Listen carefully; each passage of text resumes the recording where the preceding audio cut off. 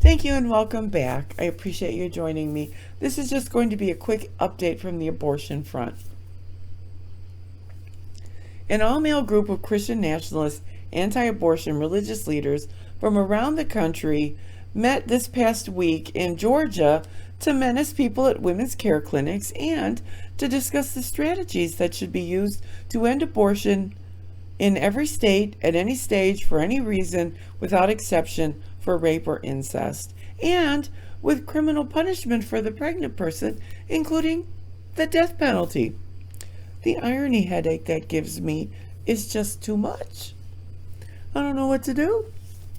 But they were part of a week-long series of events hosted by Operation Save America, an anti-abortion, anti-LGBTQ, anti-Muslim, and anti-woman religious group that wants all Americans to follow their interpretation of God's law, whether we want to or not.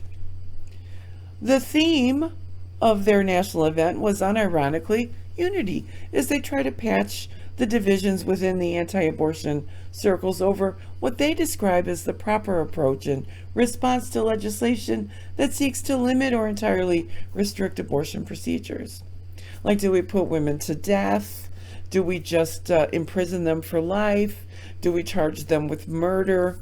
You know, those kinds of discrepancies they're having within the group there. Also discussed was the issue of women being allowed to be preachers. It will not come as a surprise to you that they are firmly against that.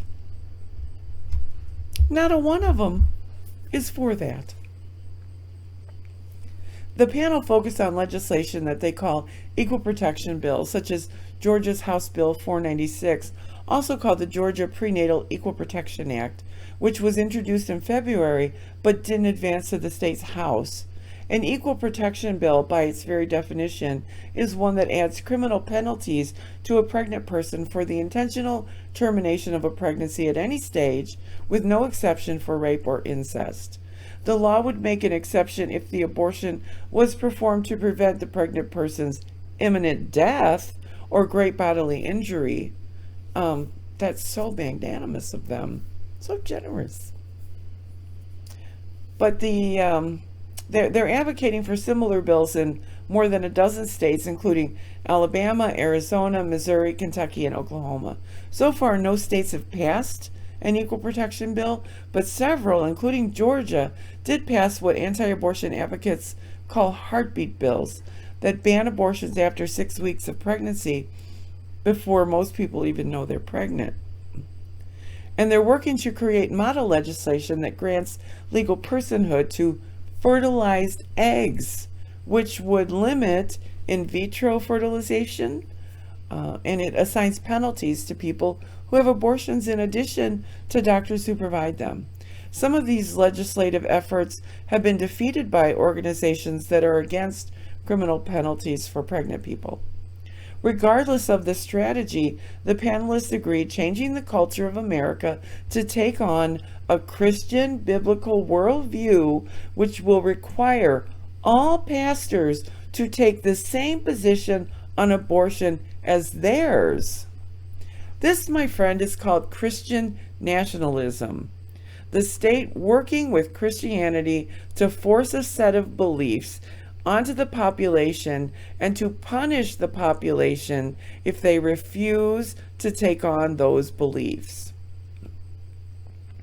And if they get their way, we will not be free to have our own beliefs. These people are powerful and they are empowered, and they're also lunatics. They believe that men are anointed by God to rule all things, and that Christian men should disregard U.S. laws or SCOTUS rulings that they believe go against biblical teaching. And as more states impose abortion bans now, nurses and doctors are sharing how these laws put women facing miscarriage in unimaginable positions and leave families and doctors powerless to help them. Spontaneous abortion or miscarriage is the most common form of pregnancy loss. According to the American College of Obstetricians and Gynecologists, as many as 26% of all pregnancies end in spontaneous abortions. What many people don't know is that many of the most common treatments for miscarriage are now banned under new abortion laws politicians passed when Roe v. Wade was overturned. Not doctors, politicians. When women go into early labor with an unviable pregnancy, doctors are now prevented from inducing delivery because that is technically an abortion. Instead, the woman is left waiting hours or days until the heartbeat finally stops and the doctors can assist in completing the miscarriage. Mifepristone, the abortion and miscarriage drug that's used in half of all U.S. abortions and routinely given to women having miscarriages to prevent complications. This drug Christian nationalist Republicans are trying to outlaw, to ban.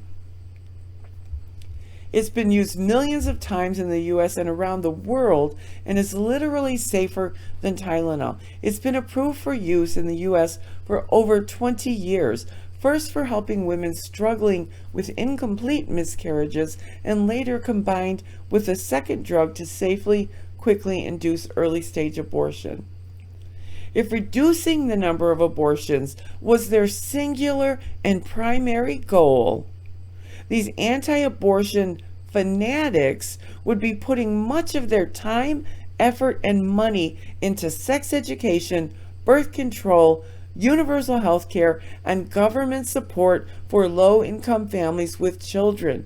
They oppose all those things. This is part of a much larger effort because their beliefs are grounded in their religion, and they believe that women who get abortions are committing the ultimate sin. Therefore, they want to actually see these sinning women suffer. They are beginning to seek to prosecute women who have miscarriages now. In South Carolina, over 20 lawmakers sponsoring a bill that would treat abortion as murder and potentially subject women to the death penalty for having abortions. So far, the mainstream consensus within the anti-abortion movement is that punishing women is a bad idea politically and morally. That's holding up, but it's fragile. This year, 3 male lawmakers from Indiana attempted to wipe out existing abortion regulations and change the state's criminal statute to apply at the time of fertilization. In Texas, 5 male lawmakers authored a bill that would have made getting an abortion punishable by the death penalty if it had gone into law. A state representative in Arizona introduced legislation that included homicide charges, saying in a Facebook video that anyone who undergoes an abortion deserves to spend some time in the Arizona penal system. And a male Kansas lawmaker proposed a bill that would amend the state's constitution to allow abortion laws to pass without an exception for the life of the mother. We have the wrongful death lawsuit in Texas, in which a man is suing 3 women for allegedly helping his now ex-wife obtain an abortion. Like people who love the death penalty, and in 2 states now, state legislatures have called for the death penalty for women who get abortions. They want to be able to torture women and watch them suffer. They want them to experience humiliation and feel mortification for their sin of rejecting a pregnancy initiated by a man and ordained by their God. Torturing women for religious reasons is nothing new, after all, for theological lunatics. For over 1,000 years, Christian fundamentalists have tortured, hung, impaled, and burned to death women who defied their ministers' religious mandates.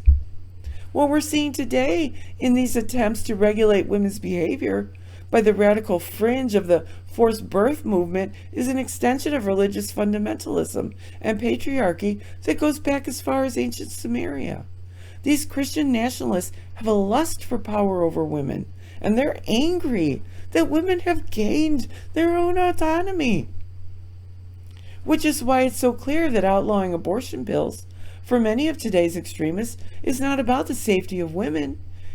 It's not even about reducing the number of abortions. It's about control, power, and their assertion that an angry Christian God has told them they are uniquely suited to interpret his scripture.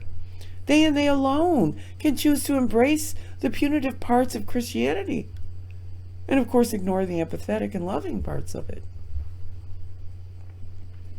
But again, this isn't about abortion. It's about punishment.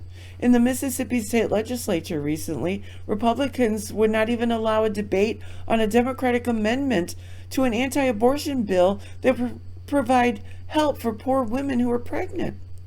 They want to punish women who get an abortion, but literally blocked a discussion about offering medical or financial support to low-income women for the child's first year. Punishment. Kentucky AG Daniel Cameron, who's running for governor, co-signed a letter that opposed a proposed federal privacy rule.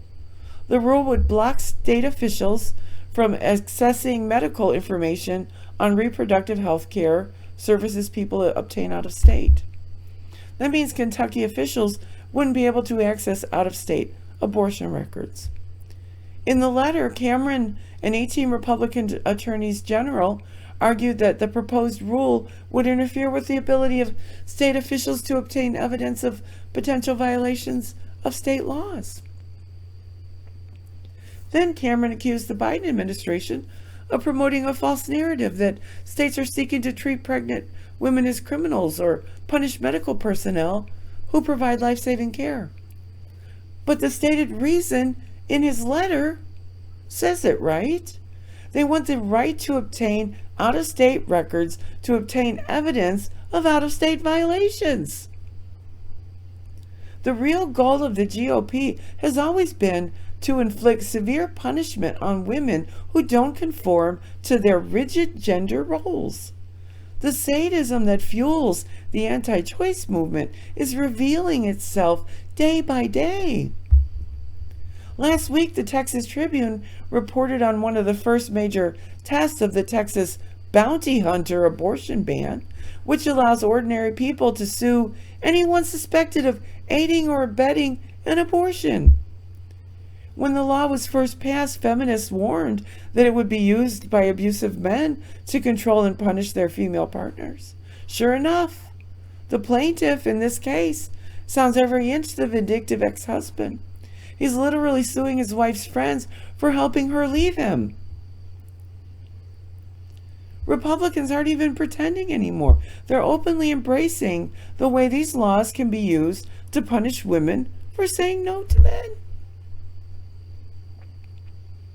They introduced a bill there in Texas that would allow the death penalty for any woman who aborted her pregnancy. And this was not just the brainchild of a single fringe character. 21 Republicans co-sponsored the bill. That is nearly a quarter of Republicans in the state's House of Representatives. We've already been subject to an overwhelming number of horror stories about miscarrying women being told they have to wait until they're near dead before a doctor can clean up the septic remains of a failed pregnancy. But Republicans in many states are now tightening the laws so that doctors are more afraid than ever of going to prison if they provide standard medical care in the event of a miscarriage. In Tennessee, for example, Republicans are finalizing a bill they claim creates an exception to their abortion ban for women in medical crisis. But as Jessica Valenti of the Abortion Everyday newsletter points out, the bill still bans miscarriage treatment if there's an embryonic heart pulse. Miscarrying patients will still be denied medical care even if they are bleeding through the sheets and sepsis is threatening to kill them. Women in earlier stages of pregnancy are being sent home to suffer trauma through a miscarriage alone in their bathrooms, extending their suffering and creating risks of complications and trauma, emotional trauma. They are suffering under these new laws. If you think these stories are hard to hear, know that women are being forced to experience them every day now in the United States. Families and doctors are forced to stand by, powerless to do anything, knowing that the lack of care also raises the risk of life-threatening or life-altering consequences for those moms. 10 states make no exception for rape, incest, or the mother's life being in danger. With 26% of all pregnancies ending in spontaneous abortion or miscarriage, it's only a matter of time until you, your wife, your daughter, your sister, or friend is caught up in this heartless bureaucracy of these abortion bans. Every day, families and doctors are left helpless, while the women they care for are forced to endure extended suffering because some politician imposed a poorly written law based on their complete and utter lack of education or concern for women.